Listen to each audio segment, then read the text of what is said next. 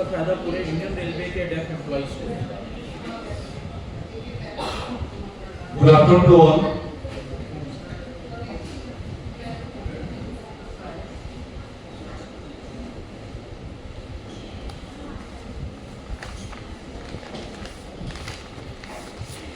Good afternoon to all. आज हम अपना यूपीएस का सेशन स्टार्ट करते हैं। जैसे कि आप सभी को पता है, यूनिफाइड पेंशन स्कीम 1 अप्रैल से लागू हो चुकी है और 30 जून 2025 तक अभी लास्ट डेट इसकी डिसाइड की गई है। तो आज हम यूपीएस के बारे में विस्तार से जानेंगे और साथ में एनपीएस का कंपैरिजन करेंगे कि यूपीएस और एनपीएस में कौन सा आपके लिए बेटर हो सकता है और आप अपना विकल्प जो चुनेंगे उसके लिए आपको आसानी रहेगी। तो स्टार्ट करते हैं। इस सेशन में हम जो हमारा एजेंडा है, सबसे पहले इसको डिस्कस करते हैं कि किन टॉपिक्स पे हम बात करेंगे। पहला, एलिजिबिलिटी एंड एनरोलमेंट। एक बार आप लोगों से मैं बोलना चाहूंगा, जब तक ये आकाश जी इसके बारे में बताएंगे, आप लोग पेन और कॉपी ले लें और अपने जो डाउट्स हैं प्लीज नोट डाउन कर लें। जिस जगह पर भी हो आप सब लोग कॉपी पेन लेकर के बैठे और बाद में जब सेशन उस टॉपिक पे खत्म हो तो उसमें प्रश्न करें, ताकि आपका ये जो सेशन है वो रिलेवेंट हो पाए। और ये आपको एक बार फिर मैं स्पष्ट कर देना चाहता हूँ, विकल्प आप लोगों को चुनना है एनपीएस और यूपीएस के बीच में। जो भी आपके हित में है, जो भी आपको बेहतर लगता है, जो चीजें उनको आप अभी समझ लें अच्छे से, क्योंकि दोबारा एक बार चुनने के बाद में इसमें पीछे जाने का विकल्प नहीं मिलेगा। और ये 30 जून तक आपको ये निर्धारित करना है या चुनना है। Thank you. आकाश कंटिन्यू करें। Thank you sir. तो हम जो हमारा एजेंडा है आज क्लास का, उसके ऊपर हम बात करते हैं। तो जो टॉपिक्स हैं, पहला टॉपिक एलिजिबिलिटी एंड एनरोलमेंट, कि कौन कौन से एम्प्लॉय एनपीएस जो एनपीएस में है वो यूपीएस में किस तरह से एनरोल कर सकते हैं, उसका प्रोसीजर क्या होगा वो हम समझेंगे। Second, how to opt for UPS. अगर कोई एम्प्लॉय यूपीएस ऑप्ट करना चाह रहा है तो उसके लिए कौन कौन से प्रोसीजर हैं, ऑफलाइन ऑनलाइन दोनों मोड को समझना है। कंट्रीब्यूशन अंडर यूपीएस, जैसे कि आपको पता है आपके एनपीएस में भी सेल्फ कंट्रीब्यूशन होता है, गवर्नमेंट आपके अकाउंट्स में डिपॉजिट करती है। एज इट इज यूपीएस के अंदर भी 10% आपका सेल्फ कंट्रीब्यूशन होता है और गवर्नमेंट भी आपको कंट्रीब्यूट करती है। इसके बारे में डिस्कस करेंगे। Next, eligibility and benefits. अगर कोई एम्प्लॉय यूपीएस ऑप्ट करता है तो उसके लिए क्या क्या बेनिफिट्स रहेंगे। Next, payment of benefits. अगर आप यूपीएस ऑप्ट करते हैं at the time of retirement, आपको जो बेनिफिट्स मिलेंगे उसके ऊपर में बात करेंगे। इसके अलावा ऐसे एम्प्लॉय जो ऑलरेडी रिटायर हो चुके हैं 31 मार्च 2025 से पहले एनपीएस से, उनके लिए भी स्कीम है, वो भी यूपीएस को चूज कर सकते हैं। प्रोसेस ऑफ माइग्रेशन, अगर कोई एम्प्लॉय माइग्रेट होना चाह रहा है यूपीएस में तो उसकी क्या प्रोसेस है उसको जानेंगे।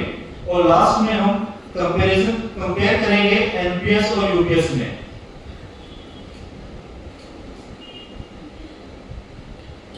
सबसे पहले हम जानते हैं एलिजिबिलिटी एंड एनरोलमेंट।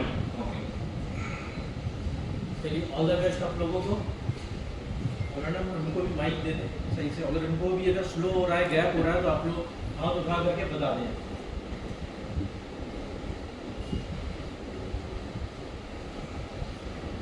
सबसे पहले हम एलिजिबिलिटी एंड एनरोलमेंट के बारे में जानते हैं। ऐसे एम्प्लॉय जो ऑलरेडी अभी तक एनपीएस में है और वो यूपीएस का ऑप्शन चूज करना चाह रहे हैं तो उनके लिए 3 मंथ की टाइम ड्यूरेशन गिवन है। अगर कोई नया एम्प्लॉय 1 अप्रैल या 1 अप्रैल से बाद ज्वाइन करता है तो वो भी यूपीएस ऑप्ट कर सकता है ज्वाइनिंग डेट से 30 दिन के अंदर 30 दिन के अंदर वो अपना यूपीएस ऑप्ट कर सकता है, अदरवाइज वो बाय डिफॉल्ट एनपीएस में चला जाएगा।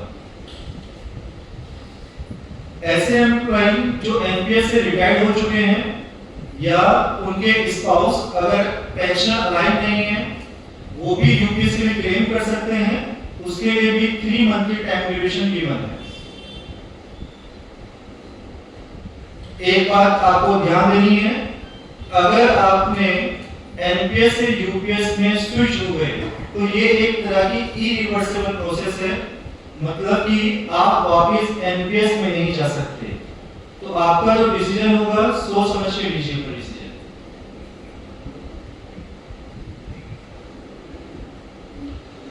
अब हम बात करते हैं how to opt for UPS. अगर कोई एम्प्लॉय यूपीएस लेना चाह रहा है तो उसे चूज करने के क्या क्या तरीके हैं। सबसे पहले एग्जिस्टिंग एम्प्लॉय यानी कि एनपीएस एम्प्लॉय अगर यूपीएस लेना चाहेगा तो उसके लिए A2 फॉर्म है। A2 फॉर्म वो फिलअप करके अपने कंसर्न डीडीओ को दे देगा।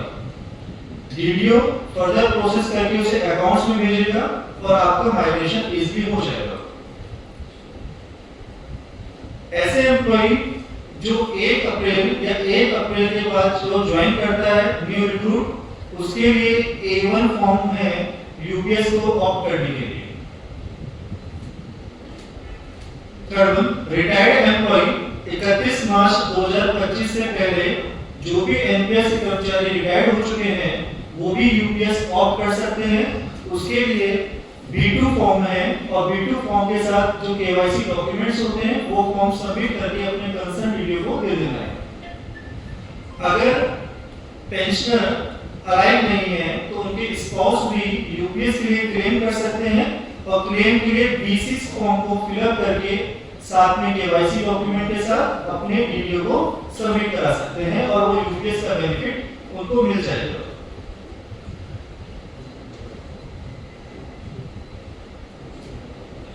अब हम बात करते हैं कंट्रीब्यूशन अंडर यूपीएस।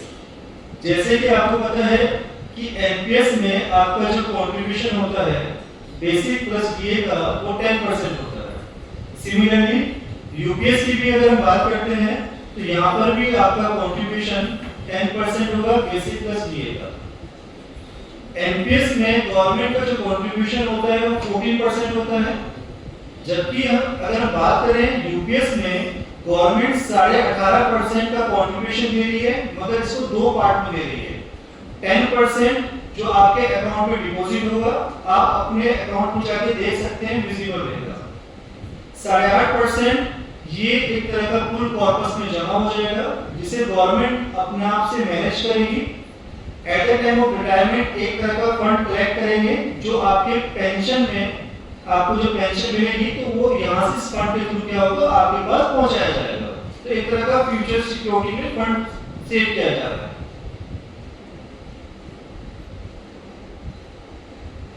हम यहाँ पे एनपीएस और यूपीएस दोनों को कंपेयर करके चलेंगे साथ।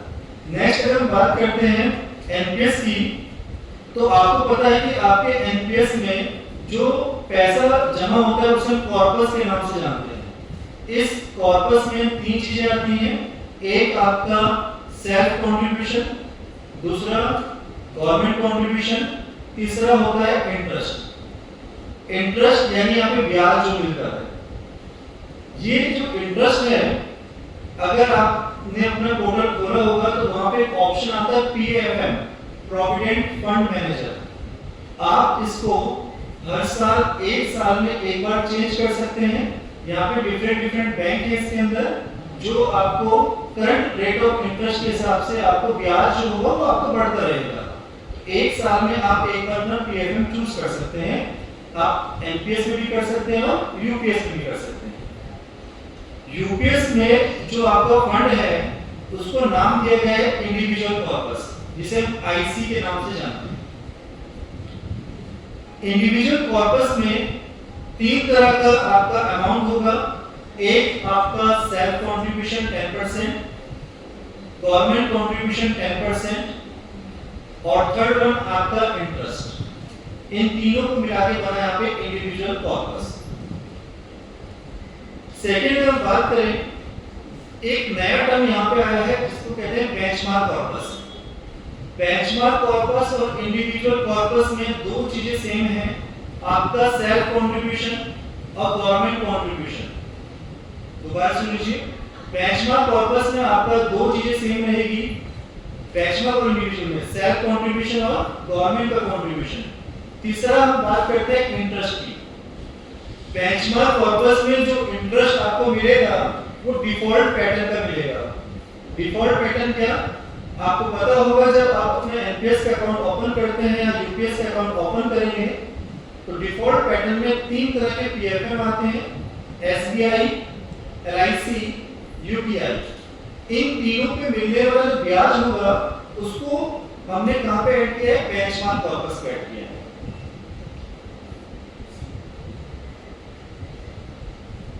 इंडिविजुअल कॉर्पस में भी दो चीजें सेम है ना, आपका सेल्फ कंट्रीब्यूशन और गवर्नमेंट कंट्रीब्यूशन। फर्क केवल किसका पड़ रहा था, इंटरेस्ट का। यहां पे भी आप डिफॉल्ट पैटर्न कर सकते हैं अपना, या फिर आप पीएफएम चेंज कर सकते हैं। पीएफएम चेंज करने का बेनिफिट क्या मिलता है, रेट ऑफ इंटरेस्ट में भी ज्यादा दे रहे। अगर अभी आपका अमाउंट जो है कॉर्पस 20, 30, 40 लाख है तो हमें फर्क नहीं पड़ता आधा परसेंट 1% का। जब अमाउंट ज्यादा जमा हो जाता है 70 लाख 1 करोड़ के आसपास तो हम 1% की भी वैल्यू मेंटेन करती है। इसलिए अपना पीएफएम देखें मार्केट के हिसाब से, उसको चेंज भी करते रहें। चेंज करेंगे तो आपका इंटरेस्ट बढ़ेगा। और अगर आपका इंडिविजुअल कॉर्पस ज्यादा होता है, इंडिविजुअल कॉर्पस ज्यादा होता है बेंचमार्क कॉर्पस से, तो जितना भी ज्यादा होगा at the time of retirement आपके अकाउंट में डिपॉजिट कर दिया जाएगा। अगर इंडिविजुअल कॉर्पस बेंचमार्क से कम हुआ उस केस में आपको या जितना भी कम होगा वो पे करना पड़ेगा। अगर आप पे नहीं करते तो आपकी पेंशन में उसका फर्क पड़ेगा।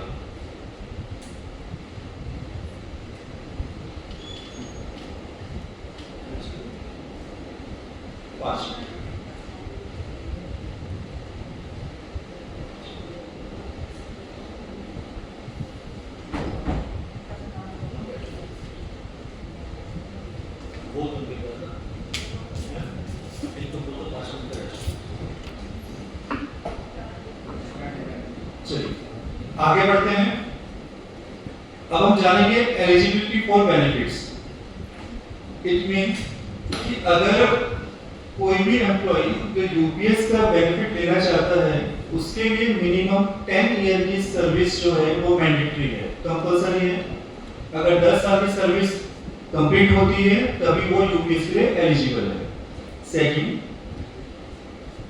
अगर एम्प्लॉय को फुल पे आउट चाहिए, एश्योर्ड पे आउट चाहिए, पे आउट का मतलब यहाँ पेंशन से है, तो उसको 25 साल की सर्विस कंप्लीट करनी होगी तभी उसको एश्योर्ड पे आउट का फायदा होगा। इन केस अगर कोई एम्प्लॉय वीआरएस ले लेता है, वॉलंटरी रिटायरमेंट ले लेता है, सपोज करें कि कोई एम्प्लॉय 50 की एज में वीआरएस ले लेता है, ठीक है, और उसकी सर्विस 25 साल की पूरी है, मगर उसको रिटायरमेंट का जो बेनिफिट मिलेगा वो जब उसकी एज 60 हो जाएगी तब उसको रिटायरमेंट का बेनिफिट मिलेगा। इट मींस 10 साल का वेट करना पड़ेगा उसको रिटायरमेंट बेनिफिट के लिए। थर्ड वन, अगर कोई एम्प्लॉय रिजाइन करता है या सर्विस से रिमूव होता है तो उस केस में वो यूपीएस के लिए एलिजिबल नहीं है।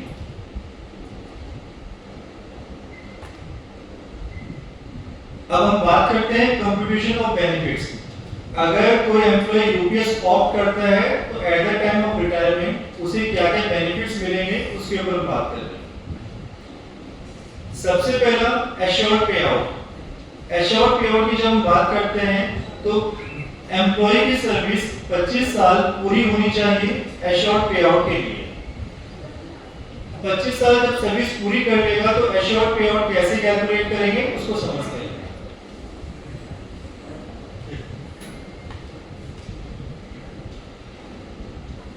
जिस मंथ एम्प्लॉय रिटायर करेगा उस मंथ की जो उसकी बेसिक रहेगी और प्रीवियस 11 महीने तो टोटल हो गए 12 महीने। 12 महीने की जो बेसिक है उस बेसिक का औसत निकालना है, एवरेज निकालना है, और एवरेज का आप आधा कर देंगे प्लस उसमें आपको बीए ऐड कर देंगे या बीआर ऐड कर देंगे तो इस हिसाब से आपको एश्योर्ड पे आउट दिया जाएगा। आपको पता है ओपीएस में जो लास्ट मंथ की बेसिक होती है उसका हम हाफ करते हैं, ये भी सिमिलर है, बट यहाँ पे लास्ट 12 मंथ के आपको क्या करना है, बेसिक का एवरेज, उस एवरेज का हाफ कर देंगे और मल्टीप्लाई ये हाफ कर देना है आपको, प्लस बीए आपका ऐड हो जाएगा, ये आपकी एश्योर्ड पे आउट है। इन केस अगर किसी एम्प्लॉय की सर्विस 25 साल पूरी नहीं होती, किसी की 20 साल हो सकती है, किसी की 22 साल, कुछ भी हो सकती है, तो उसकी जो पेंशन होगी वो उसी रेशियो में कम कर दी जाएगी। रेशियो कैसे कैलकुलेट करेंगे, जो भी आपका एश्योर्ड पे आउट बन रहा है उसकी मल्टीप्लाई कर देंगे। अब किसी एम्प्लॉय की सर्विस 20 साल है, तो 20 साल में टोटल महीने कितने हो गए, 20 मल्टीप्लाई 12 यानी कितना, 240 महीने हो गए। 240 को 300 से भाग कर देना, आपको डिवाइड कर देना है। 300 क्या है, number of month in a 25 year. 25 साल में टोटल महीनों की संख्या 300 है। बात समझ में आई यानी? तो आप 240 को 300 से डिवाइड करेंगे तो 20 साल की पेंशन मिल जाएगी आपको, जितनी बनती है। नेक्स्ट, मिनिमम गारंटेड पे आउट। अगर एम्प्लॉय 10 साल की सर्विस जिस भी एम्प्लॉय की होती है, इट मींस वही एम्प्लॉय होंगे जो एक्स सर्विसमैन होंगे या फिर सीजी केस वाले होंगे, तो उनकी सर्विस अगर 10 साल है तो मिनिमम 10,000 पे आउट दिया जाएगा। कंडीशन अप्लाइड, अगर वो एम्प्लॉय रिटायरमेंट के टाइम पे जो कॉर्पस जमा है उसका 60% नहीं निकालता, 60% फाइनल विड्रॉ नहीं करता, उस केस में उसको 10,000 पे आउट दिया जाएगा। अगर निकाल देगा तो पेंशन उनकी प्रोपोर्शनली रिड्यूस हो जाएगी। फाइनल विड्रॉ, एनपीएस में भी आप अपने कॉर्पस का जब रिटायरमेंट होंगे 60% निकाल लेते हैं और 40% की आप एन्युटी परचेज करते हैं, जिस एन्युटी के बेस पे आपको पेंशन मिलती है एनपीएस में। यूपीएस में भी आप अपना जो टोटल पैसा जमा है गवर्नमेंट का, सेल्फ आपका और किसका इंटरेस्ट, इस टोटल का आप 60% मैक्सिमम निकाल सकते हैं यूपीएस में भी, क्लियर, और 40% आपका फंड जमा हो जाता है। ये 60% आप निकाल सकते हैं यहाँ पे। मगर अगर आप 60% निकालते हैं तो आपका पेंशन में फर्क पड़ेगा, पेंशन रिड्यूस हो जाएगी, इस बात का ध्यान रखिए। एडमिसिबल पे आउट क्या कहता है, अगर कोई एम्प्लॉय पूरी सर्विस में पार्शियल विड्रॉ निकालते हैं, आप एनपीएस में भी निकालते हैं और यूपीएस में भी निकालने का प्रावधान है।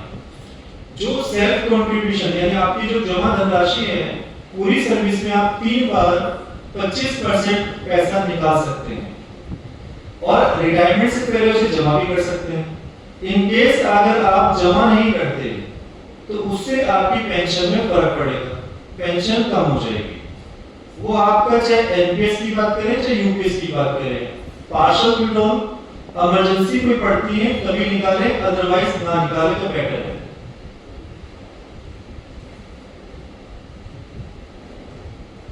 Next, monthly top up. Monthly top up केवल उन्हीं कर्मचारियों को मिलेगा जो ऑलरेडी रिटायर्ड हो चुके हैं एनपीएस से और वो अगर अभी यूपीएस के लिए क्लेम करते हैं। एक एग्जांपल समझाता हूं आपको मैं। अगर कोई एनपीएस कर्मचारी 2020 में रिटायर हो चुका है और वो अभी यूपीएस के लिए क्लेम करता है, तो ये जो 5 साल का जो गैप आया, 5 साल जो उनकी पेंशन का डिफरेंस बनेगा, एनपीएस की पेंशन और यूपीएस की पेंशन का जो डिफरेंस होगा वो ऐसा एरिया के रूप में ले लिया जाएगा। एक यहाँ पे लमसम अमाउंट मिलता है, आगे समझेंगे उसको, उसके ऊपर मिलने वाला interest as a monthly top up के रूप में दिया जाएगा उन पेंशन को जो ऑलरेडी 31 मार्च से रिटायर हो चुके हैं। नेक्स्ट, फैमिली पे आउट। फैमिली पे आउट में क्या है, फैमिली पेंशन के लिए अगर पेंशनर अलाइव नहीं है, डेथ कर जाता है, तो उनकी स्पाउस जो है वो फैमिली पेंशन के लिए क्लेम करते हैं, तो जो पेंशन ऑलरेडी मिल रही थी उस पेंशन का 60% उनकी फैमिली को दे दिया जाएगा एज अ फैमिली पेंशन। 60% जो पेंशन अभी तक मिल रही थी उस पेंशन की बेसिक का 60% प्लस इसमें ऐड ऑन होकर डीए, ये फैमिली पेंशन को दे दिया जाएगा। यूपीएस में एक अलग से टर्म है लमसम पेमेंट का। लमसम पेमेंट क्या है, इसे भी एग्जांपल समझेंगे, आपको जल्दी से समझ में आएगा। अगर किसी एम्प्लॉय का रिटायरमेंट के टाइम जिस मंथ को रिटायर होता है उसका बेसिक प्लस डीए मिलाकर 1 लाख रुपए है, एग्जांपल है ये तरह का, बेसिक प्लस डीए मिलाकर 1 लाख रुपए बना। इसका आप 10% निकाल देंगे या 10 से डिवाइड कर दीजिए तो ये आ गया 10,000। टोटल जो सर्विस है उस सर्विस को 6 मंथ के पीरियड में डिवाइड करना है। एक साल में 2 महीने। किसी एम्प्लॉय की सर्विस अगर 30 साल होती है तो कितने 6 महीने हो गए 60। 60 से आप 10,000 की मल्टीप्लाई करेंगे तो ये बन गया 6 लाख। एग्जांपल है ये, तो 6 लाख एडिशनल लमसम पेमेंट के रूप में यूपीएस में मिलेगा। ये एग्जांपल है। किसी एम्प्लॉय की बेसिक अलग हो सकती है, उस समय डीए क्या होगा उसका 10% निकालना है, ठीक है। तो ये लमसम अमाउंट है और इस अमाउंट का आपकी पेंशन में कोई फर्क नहीं पड़ेगा।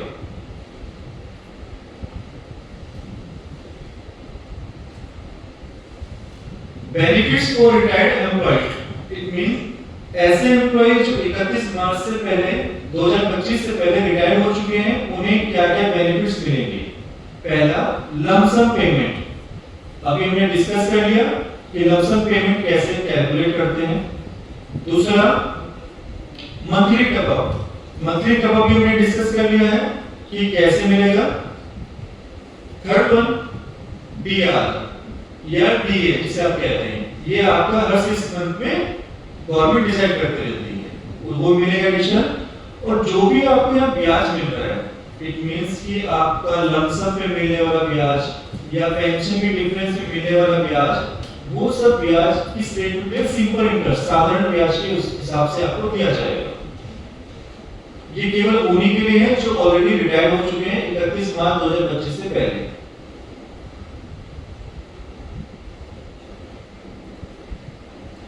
अब हम बात करते हैं, अगर कोई एम्प्लॉय माइग्रेट करना चाहता है यूपीएस में तो उसके लिए 2 तरीके हैं, ऑनलाइन और ऑफलाइन। ऑनलाइन के लिए आप, अगर आपने ऐसा पोर्टल देखा होगा गूगल पे जाकर कभी एनपीएस का, तो यहाँ पे आपके पास पहला ऑप्शन आता है यूपीएस, और सेकंड में अगर आप क्लिक करते हैं तो आपके पास यहीं पे लिखता है एनपीएस टू यूपीएस माइग्रेशन। इस पे क्लिक करने के बाद आपके पास नेट साइट खुलेगी। इसमें आप अपना PRAN number, date of birth डाल के प्रोसीड करेंगे। आपके पास एक ओटीपी आएगा, ओटीपी इसमें डाल देंगे और then proceed to E sign, अपना आधार कार्ड नंबर डाल के यहाँ पे वेरीफाई करेंगे। एक ओटीपी आएगा, वो डाल के आपका फॉर्म फिलअप हो जाएगा। बस आपका काम इतना ही है। जब ऑनलाइन फिलअप हो जाएगा तो आप अपने कंसर्न डीलर को या फिर डीडीओ को इन्फॉर्म कर दें एक बार कि हमने यूपीएस के लिए माइग्रेट कर चुके हैं। अगर ऑनलाइन समझ में नहीं आ रहा तो उसके लिए ऑफलाइन भी है। ऑफलाइन में केवल आपके पास एक पेज का फॉर्म है, इसमें 3 चीजें आपको फिल करनी है, एक नाम, फादर नेम, मदर नेम और अपना प्रान नंबर, और साइन करके अपने डीडीओ को दे देना है। बाकी काम हमारा रहेगा, इतना सा। अब लास्ट में हम समझते हैं एनपीएस और यूपीएस में क्या डिफरेंस है, दोनों के अंतर समझेंगे। तो अधिकतर हमने पॉइंट क्लियर कर लिए, वही पॉइंट इसमें भी है। सबसे पहला पॉइंट, गजेट नोटिफिकेशन कब आया एनपीएस का यूपीएस का, तो 2003 में गजेट नोटिफिकेशन आया था आपका एनपीएस का। और यूपीएस की अगर बात करते हैं तो अभी हाल फिलहाल में आपके पास आया है। इंप्लीमेंटेशन डेट कब से लागू हुआ, तो ये 1 जनवरी 2004 एनपीएस, और यूपीएस आपका 1 अप्रैल 2025 से। एलिजिबिलिटी की अगर बात करते हैं यूपीएस में, तो ये ये हमने फर्स्ट स्लाइड में डिस्कस कर लिया था कि एग्जिस्टिंग एम्प्लॉय जो है वो यूपीएस क्लेम कर सकते हैं, जो रिटायर्ड हो चुके हैं एनपीएस से वो भी यूपीएस से क्लेम कर सकते हैं, और अगर कोई पेंशन लायक नहीं है तो उनके स्पाउस जो एनपीएस में ऑलरेडी वो भी क्लेम कर सकते हैं। कंट्रीब्यूशन की बात करें, 10% आपका एनपीएस में भी होता है कंट्रीब्यूशन, और आपका 10% यूपीएस में भी होता है। Next, employer contribution, government contribution 14% आपका एनपीएस में होता है, और अगर यूपीएस की बात करते हैं 10% जो गवर्नमेंट डायरेक्टली आपके अकाउंट में डालती है, 8.5% जो फुल कॉर्पस में जाता है, ये भी हम डिस्कस कर चुके हैं। जब हम पेंशन टाइप की बात करते हैं तो आपका जो एनपीएस है ये मार्केट बेस्ड है, यहाँ मार्केट बेस्ड के हिसाब से आपको पेंशन मिलती है जो एनयूटी आप परचेज करते हैं, जबकि यूपीएस में आपको पता है 25 ईयर सर्विस कंप्लीट करने पे एश्योर्ड पे आउट दी जाती है, जो कैसे कैलकुलेट करते हैं ऑलरेडी हमने डिस्कस कर दिया है। मिनिमम पेंशन की बात करें तो एनपीएस में मिनिमम पेंशन का कोई प्रावधान नहीं है, जबकि यूपीएस में 10 साल की सर्विस करने पर 10,000 का मिनिमम पेंशन दी जाएगी।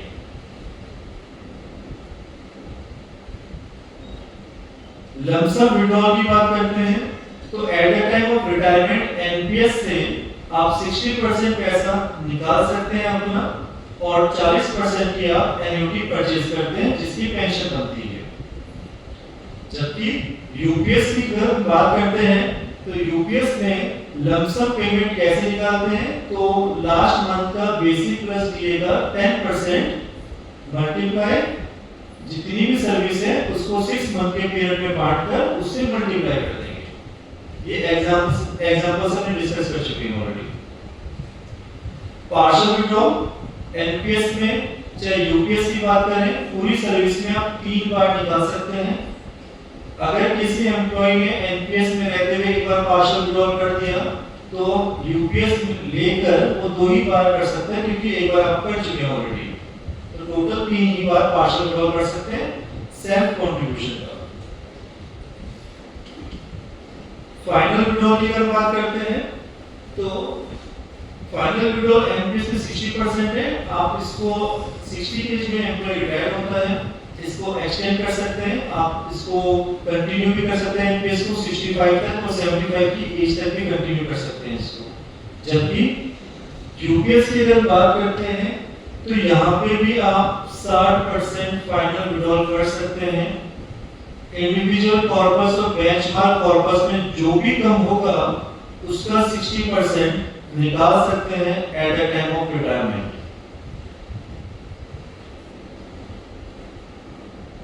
नेक्स्ट की बात करते हैं, एनपीएस में डीआर डीए का कोई फायदा नहीं है, कुछ नहीं मिलेगा, जबकि यूपीएस में डीआर डिसाइड किया गया है गवर्नमेंट के द्वारा दिया जाएगा। फैमिली पेंशन की बात करें एनपीएस में तो एनपीएस में फैमिली पेंशन डिपेंड करती है आपने किस तरह का एन्युटी चूज किया है, उसके बेस में फैमिली पेंशन मिलती है। जबकि यूपीएस में 60% जो पेंशन मिल रही थी उसका 60% ऐसा फैमिली पेंशन दिया जाएगा। स्विचिंग ऑप्शन की बात करें, अगर आप एक बार यूपीएस में स्विच कर जाते हैं तो उसके बाद आप दोबारा से एनपीएस में नहीं आ पाएंगे, ठीक है। और लास्ट पॉइंट है आपका, एनपीएस में जितना भी फंड है आप उस फंड को अपना मैनेज कर सकते हैं। आप अपनी आईडी लॉगिन करेंगे, लॉगिन करने पे आपको अपना कॉर्पस दिख जाएगा, उस कॉर्पस को आप क्या कर सकते हैं पीएफएम चेंज करके आप उसको क्या कर सकते हैं मैनेज कर सकते हैं। जबकि यूपीएस में आपका जो फंड है गवर्नमेंट भी मैनेज करती है और आप खुद भी मैनेज कर सकते हैं। 20% खुद मैनेज करेंगे, 8.5% गवर्नमेंट मैनेज करती है। तो आज का सेशन इतना ही कंप्लीट करते हैं। अगर किसी के डाउट है तो एक एक करके हम क्लियर करते हैं।